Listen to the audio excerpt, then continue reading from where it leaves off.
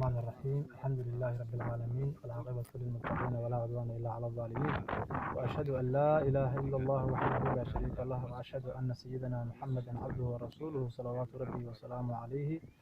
أما بعد إن شاء الله تعالى walaalaha muslimiinta ah naga daawanaya daafaha caalamka iyo meel walba, waxa aan u sheegaynaa masjidka, waxaan u sheegaynaa masaajidka ka bilowday tuulada la yiraahdo Daqdaq ee hoos tagta degmada Dangorayo.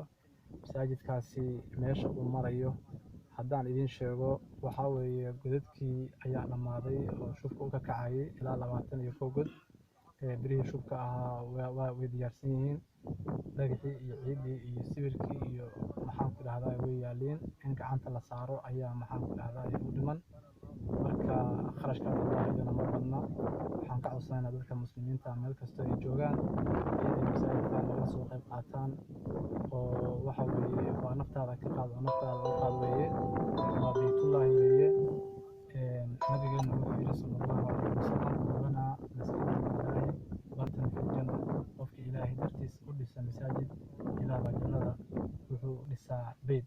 marka walaalayaal ayna ka qaadno oo nafteena aynu u qaadno oo aynu ka soo qayb qaadano beytka ilaahay. waxaynu joogno waa adduunya, waynu ka tegaynaa. waynu sadaqaysano ama aynu la baxno ayaa inaga raacaya oo inaga horeynaya. marka waxaan ka codsanaynaa dhammaan dadka muslimiinta inay masaajidka nala soo qayb qaataan. masaajidka ballaciisu waxa weeye iyo dhererkiisu waa 28 weeye, waana masaajid shuba. dinaarkana wuxuu ku qiimeeyey ilaa $100,000 lacag ku dhow 93,000 ayuu ku qiimeeyey. marka waa kharash aad iyo aad u fara badan oo hadda intiisa badan aan gacan lagu hayn. marka waxaan rajaynaynaa codka iyagu inta uu gaaro oo muslimiinta ah inay si degdeg ah inagu soo dhawaadaan oo inagu soo qaataan beydka ilaahay insha allahu tacaala. ayaan kusoo salaamu calaykum waraxmatullaahi wabarakaatuh. kiliibkan waxa aan u duubaynaa oo u gudbinaynaa nabdoon maxamed Abdulqaadir oo waxa weeye masaajidka nagala shaqaynaya oo Canada aan kala xiriirno. waxa weeye haddana wuxuu soo gaarsiiyey ilaa 195 kiish oo sawira ayuu soo gaarsiiyey.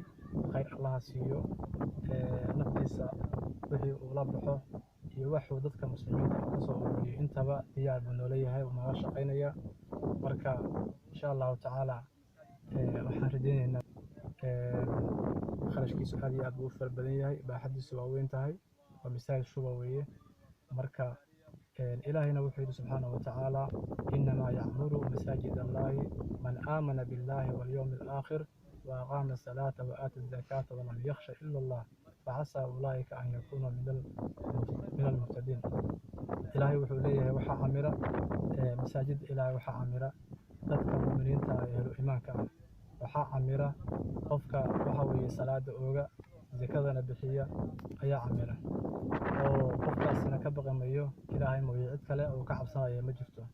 duulkaas ilaahay wuxuu yidhi xaqiiqo waxay ku yihiin inay yihiin kuwa liibaanay oo hanuunsan oo liibaanay inay yihiin ayay xaqiiqo ku yihiin buu ilaahay yidhi subxaanahu wa tacaala. marka ilaahay naga yeelo kuwa camira beydadka ilaahay, ku camira cibaado, ku camira maalkooda, ku camira taladooda. ilaahay naga yeelo insha allahu tacaala. marka walaalayaal sidaas ayaanu idinka rajaynaynaa inaad naga soo qayb qaadataan. nabigeenu wuxuu yidhi sallallahu alayhi wasalama, fattaqu naara walow bishaqi timratin. naar waxaad ka samaysataan gaashaan iyo difaac xabad timira jeexeedna allah ka yeele. naar gaashaan ka samaysta. xadiiska waxaa laga qaadanayaa sadaqadu 2 qodob baa laga qaadanaya. sadaqadu inaysan yaraan lahayn, iyo sadaqada haddaad wax la baxdid in waxa weeye naarta difaac iyo gaashaan ay kaga noqonayso. marka xabad timira oo la kala jeexeedo inuu leeyahay wax aad u yar weeye. intaa yartaa nabigu wuxuu ina barayaa sallallahu alayhi wasallam in waxa weeye naarta difaac iyo gaashaan inay noga noqonayso, oo aysan inaga halaabeen, oo aan inaga ilaaween, oo aan khayr ka helayno. waxa weeye marka walaalayaal diinta waa wada haysaan, maxaan ku dhahdaa aqoonta waa wada leedihiin. in waxa weeye sadaqadu qiimaha ay leedahay iyo fadliga ay leedahay aad baan u wada garanaynaa marka waxa kaleeto nabigeenu yidhi